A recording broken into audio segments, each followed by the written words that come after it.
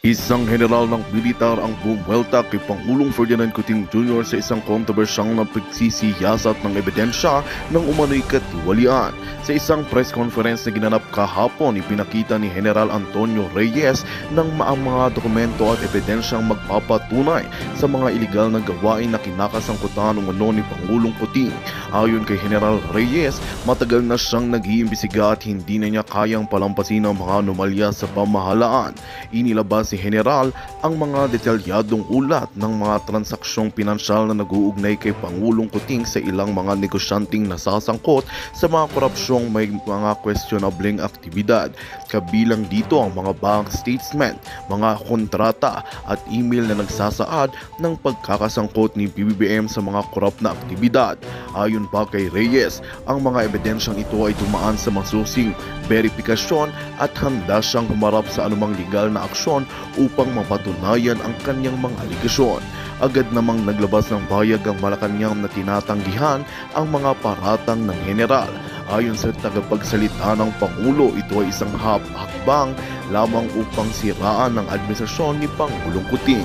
Naniya magpapatuloy ang kanilang pamumuno na may malasakit sa bayan at ang mga aligasyon ay walang sapat na batayan.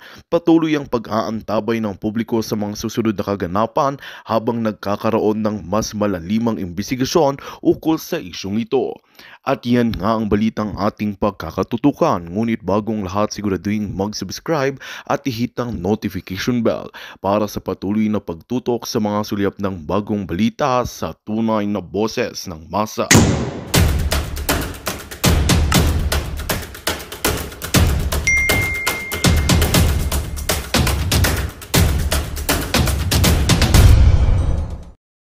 Channel, Filipino Guerrilla Forces TV, suportahan nyo lang, mag-subscribe kayo doon para ma-monetize siya kagad because all the proceeds there pupunta sa ating defense, no? Sa ating tawag doon. Hindi sa national defense, hindi sa armed forces, hindi sa SND, no? Hindi DND. Hindi doon, dito sa ating guerrilla forces, no? Para meron naman tayong ibabatbat. Malaga doon yung mga drone para may pang surveillance, pang recon. Maganda nga doon, one per squad. So as we are forming, pagka umandar yung ma-monetize yung guerrilla channel, o de kuha ng kuha kung sino yung ready na, bigay. I-account naman natin. Don't worry about that. Ma-account. Kasi pagka hindi accounted, katay. No, kakatayin. Yun nga, we stand for transparency, di ba? Audit, no? Walang resolution 10 sa atin. So, thank you sa inyong bukas na tindahan. Meru Kojima, magandang gabi. Stay safe, maraming salamat. Happy Sunday. Maybel Paulino.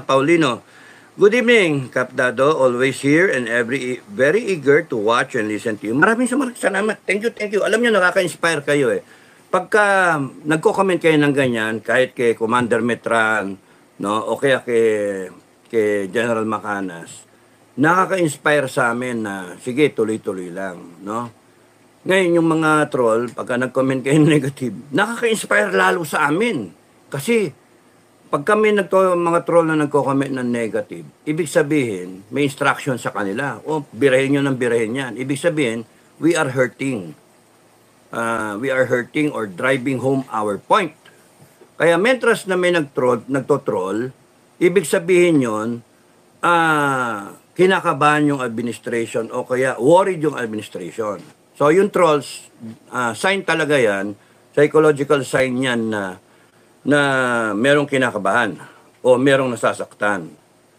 So, ang suggestion ko lang sa mga vlogger na pro-BBM, pro-administration, at saka mga troll, you say something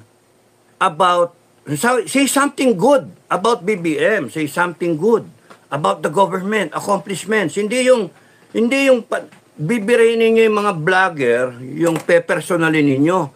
Merong nadinig pang malaki ilong. Sasabihan yung malaki ilong ni Sas, mga malangya kayo. Yung ganda-ganda ni Sas eh. Sasabihin, malaki ilong. Yung ganun ba? Pinepersonal eh. Mali yung ganun. Ang birada dapat, you're trying to win audiences, no? Yung hearts and minds of the people. And for you to be able to do that, ay, nabasag.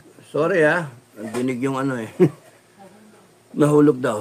Oh. So, naghuhugas si mother eh. So, for you to be able to get to the hearts and mind of the Filipino people that they will continue to support the administration, you have to speak something good about the administration. Say something about yung mga accomplishment nationwide. Say something about yung 1 million na pabahay. Wala pa eh. Say something about yung bigas. Pataas pa ng pataas eh. Say something about the infrastructure na ginagawa. Panay mga infra ni Duterte yun no? Na kine-claim pa. O say something na lang about the ano ba pwedeng sabihin? Something good about the administration na pwedeng nyo sabihin. Say something positive. O kaya, punteriyahin ninyo yung sa armed forces. Ano na yung itsura ng armed forces ngayon? Ano na yung defense capability? Pero hinahinay, baka malaman ng kalaban. Yung generalization lang, mga ganon-ganon. Hindi yung detalye. Say something about yung drug campaign. O, yung mga DILG, ano ginagawa ng mga mayor, governor, kada probinsya. Anything, kasi yung administration, nakakaawa. Negative na nga yung yung dating niya, galit na yung tao, dinadagdagan nyo pa mga troll at mga bayaran. Hindi nga dapat sila gumagastos na eh. Ay, kagaguhan yung babayaran nyo using taxpayers money, itong mga mga vlogger at saka troll. Wala namang silang, alam nyo nakakasama pa sila. Lalong nagagalit ang tao. Kasi pagka nabasa yung comment nitong mga bobo, lalong nagsasara yung tao.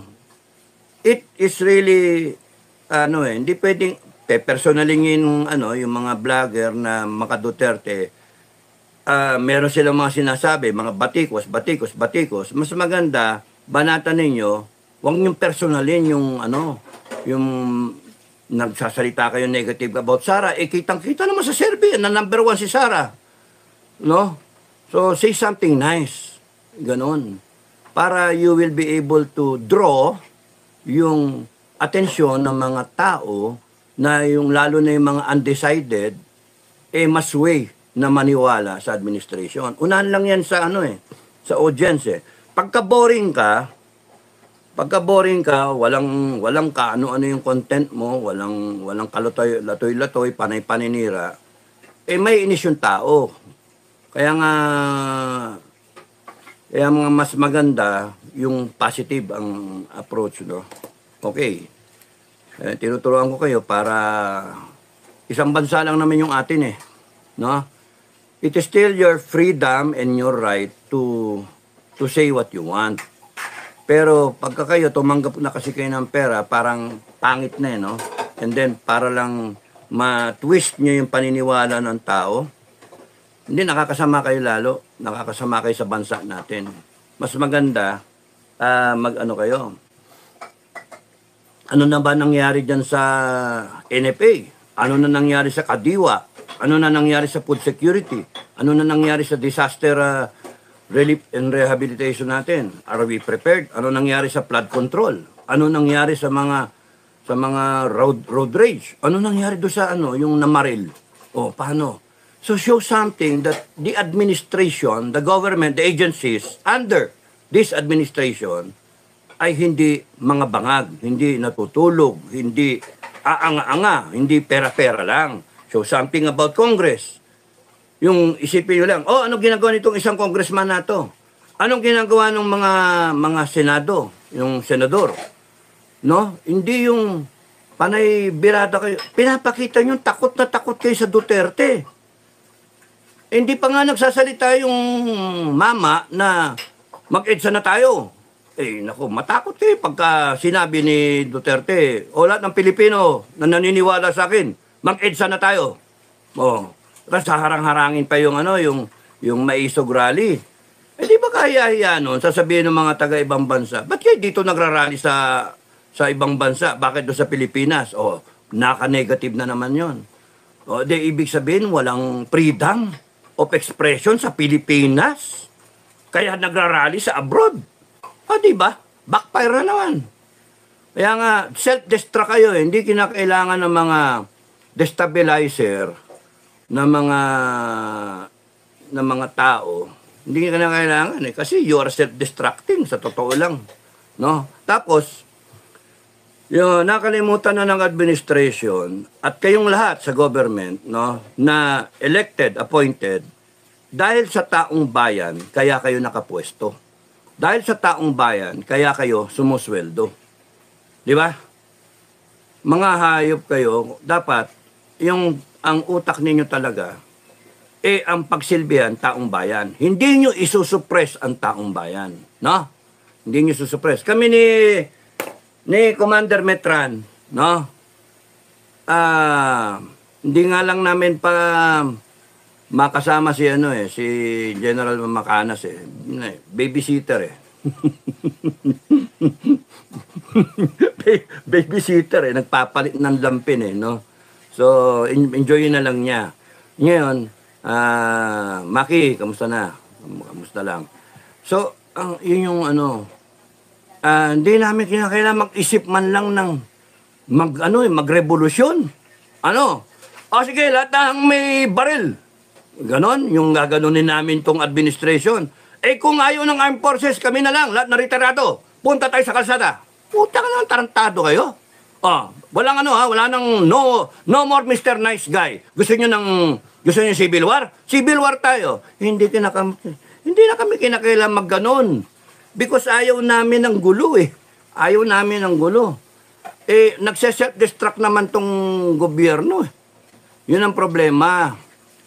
Yun lang hindi ka magpa-drug test si BBM, hindi lang magpa-drug test, tapos continue sa salita-salita, basa-basa, nagkakamali pa, nabubulol pa, tapos hindi makasagot ng mga tamang tanong, wala kasi sa puso.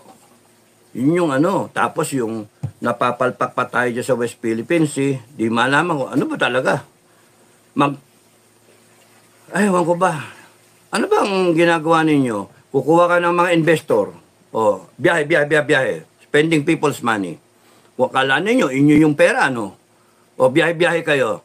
Tapos nun, maggarbo kayo. Bago mag-aano kayo ng alliances with ibang bansa, submarine, mga fighter. Isa na lang sana ang ginagawa ninyo. Kung poporma ng militarily, di ganun. Huwag ka na magtawag ng investment. Sayang yung pera Kasi sino mag-i-invest sa nagbabadyang gera? Ba't ako mag-i-invest kung meron akong billion dollars? Bansa ako. Ba't ako maglalagay sa Pilipinas ngayon? Kaya, yung ibang mga kumpanya, kagayang Google, ano pa yung mga ibang platform, sa ibang bansa lumagay. Yung mga tahimik, yung Malaysia, wala namang tahimik sila. Meron pa, ganun pa sila ng China. Tayo, bangayan. Tapos sasabihin pa, pag kami namatay na Pilipino, pwedeng yung very close to an act of war, tapos sasagutin ng Amerikano, ano ba yan na it is just hypothetical, mga banat na yan. Dapat nga hindi nagsasalita ng ganun. Dapat ang either na straightforward ka, peace tayo. Ayaw namin ng gera. Peace. Kesa naman yung sasabihin mo, pagka nagpatuloy ang China ng ganyan, siya na rin ang nag-declare ng gera. Siya na rin ang may gusto ng gera. Kami nananahimik, tas binabastos kami. Ba't nyo angkinin yung hindi naman inyo? May hig ruling tayo. international law ang sinusundan natin. Tapos nung ganyan kayo, hindi nyo re-respetuhin. O talagang magkakagulo tayo. O di, very firm. Hindi pwedeng in-between na close to an act of war. May namatay na nga eh. Kung hypothetically. Kung may namatay na nga, sasabihin, close to an act of war. Ano ka? Kawawa naman yung Pilipinong mamamatay na yun. Kahit nag-iisa. Ay, mga komentary nga. Mag-declare ba ang Congress na ma-invoke ba yung mutual defense? Papayagan ba ng US Congress kahit isang Pilipino lang mamatay? O will everybody go to war? O, on that premise, may namatay na Pilipino? O, ewan ko. Imagine, buong mundo magigera dahil lang sa isang Pilipinong mamatay. O, di ba? Kaya nga, you have to read between the lines yung mga pinagsasabi ng mga tao. Anyway, wala naman tayo doon eh. Kaya hindi natin ano yun. Bahala sila. Basta tayo, magkasama. Laging merong, anong tawag nun? Nakalimutan ko na. Umagang kay ganda. O, di ba? So, pinaganda lang natin yung, ano natin, yung depensa, no? AFP-PNP, Philippine government, huwag niyong mamasamain yung ginagawa namin. Ha? Huwag niyong minamasama. Huwag kayong magpapanic time.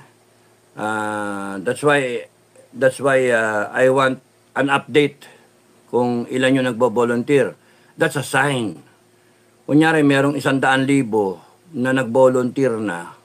That's a sign. And then every day, nadadagdagan yun. Kunyari, magkaroon tayo ng update.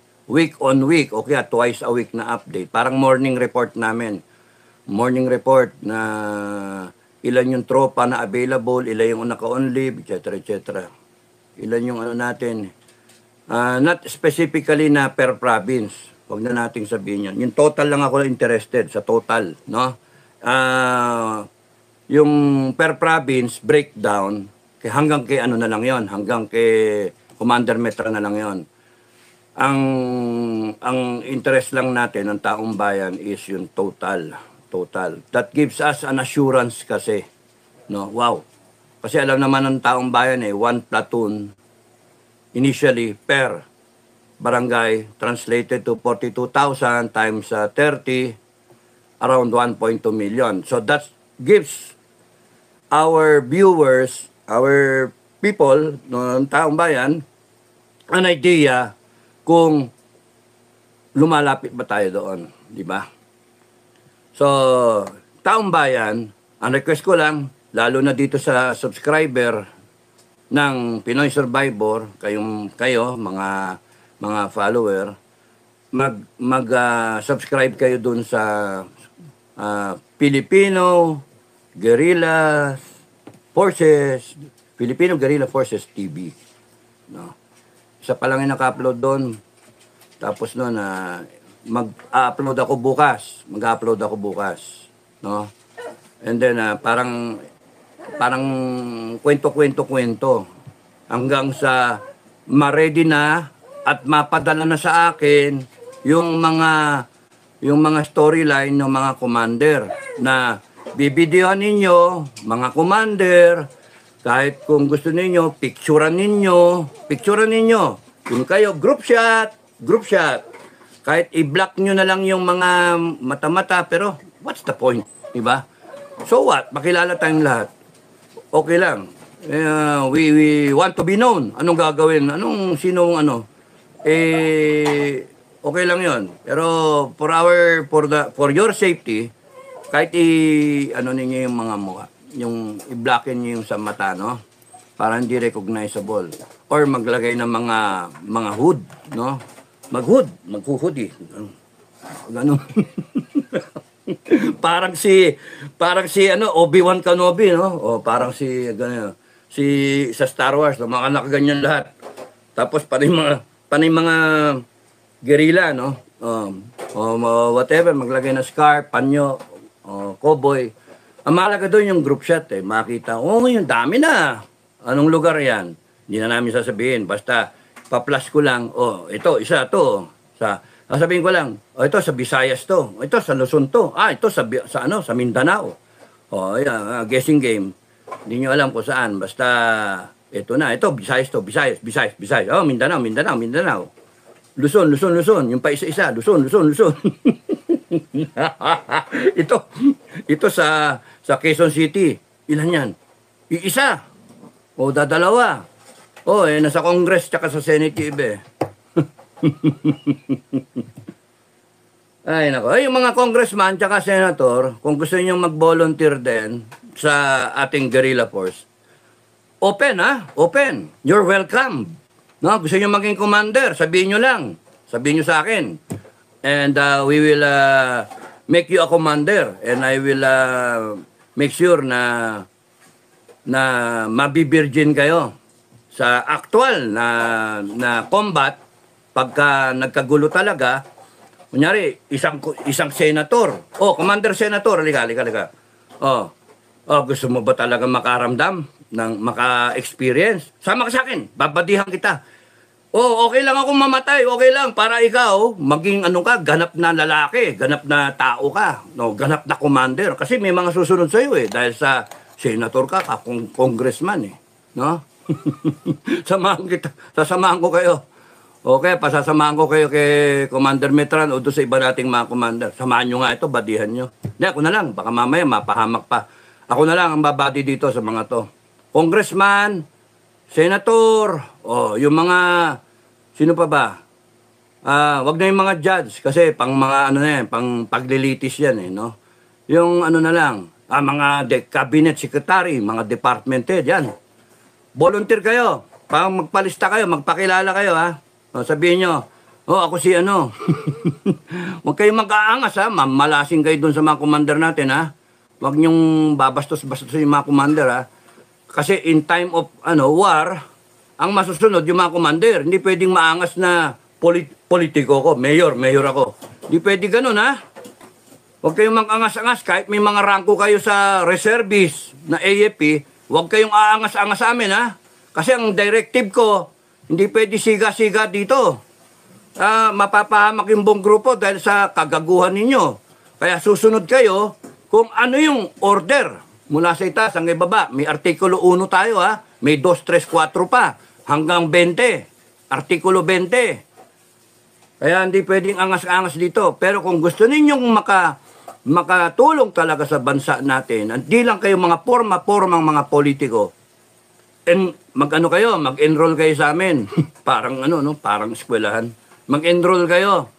At kung gusto niyo magkaroon ng rangko na commander, okay lang sa akin. Para lang baka gusto niyo maging national position one day no? Okay lang.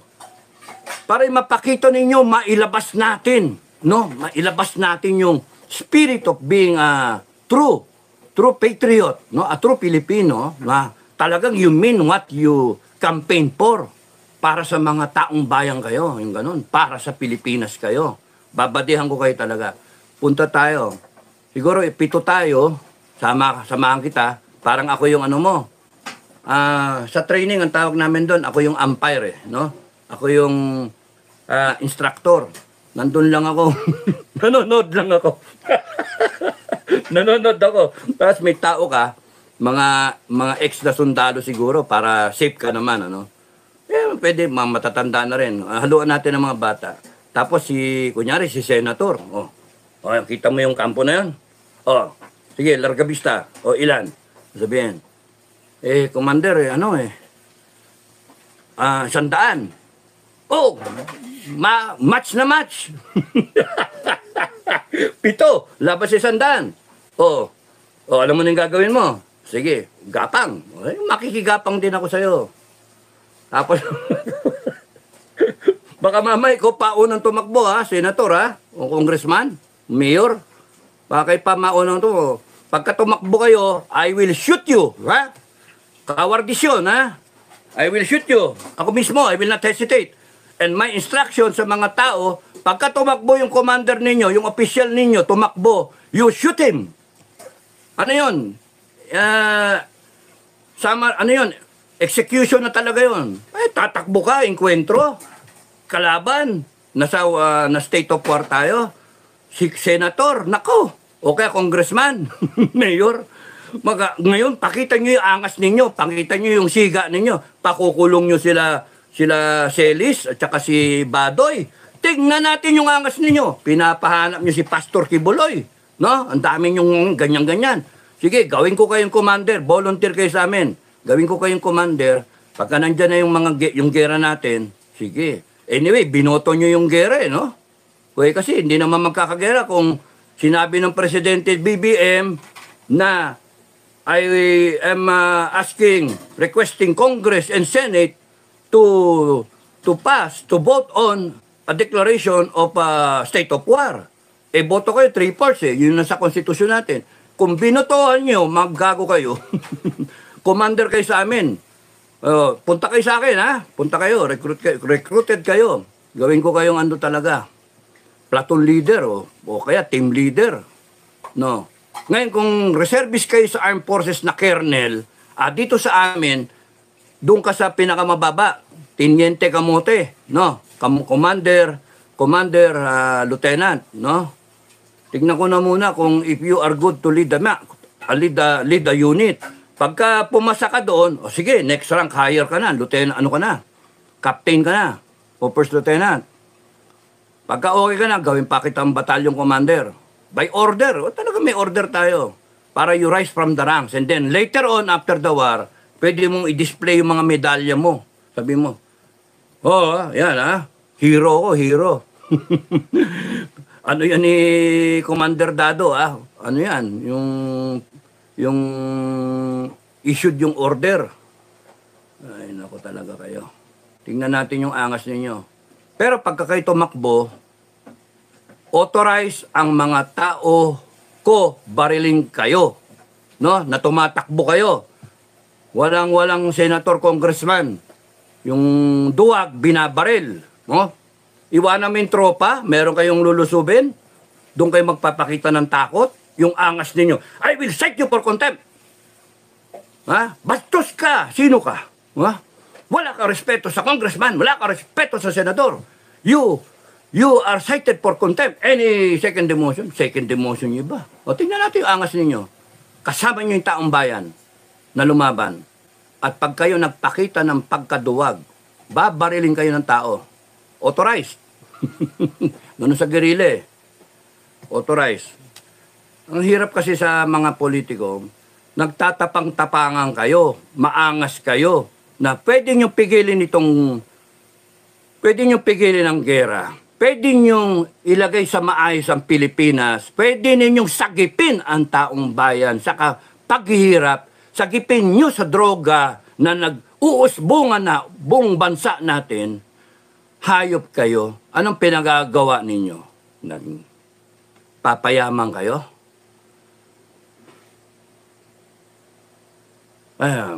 Mga abusado kayo.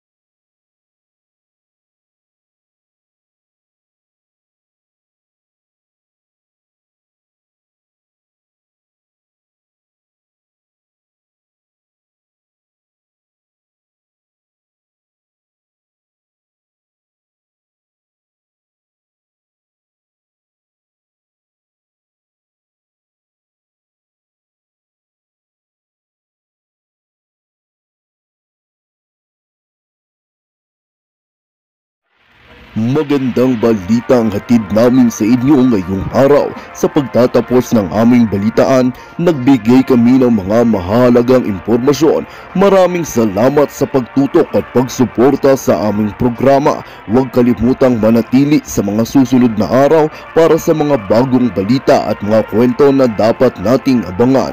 Mula sa Boses ng Masa, magandang araw Pilipinas!